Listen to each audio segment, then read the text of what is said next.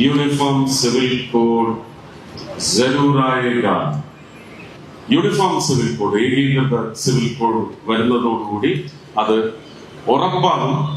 Uniform civil code വരുമെന്ന് കഴിഞ്ഞ monsoon സെഷന്റെ അവസാന ദിവസം ഓപ്പറേഷൻ സിന്ദൂറിന് മറുപടി പ്രസംഗം ലോക്സഭയിൽ നടത്തിയത് ബഹുമാനീയനായ പ്രധാനമന്ത്രി ശ്രീ നരേന്ദ്രമോദിജിയാണ്.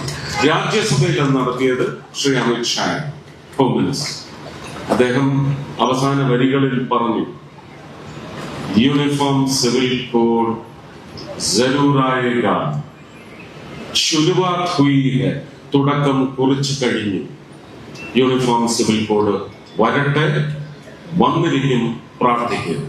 സ്വാമിയെ ശരണം.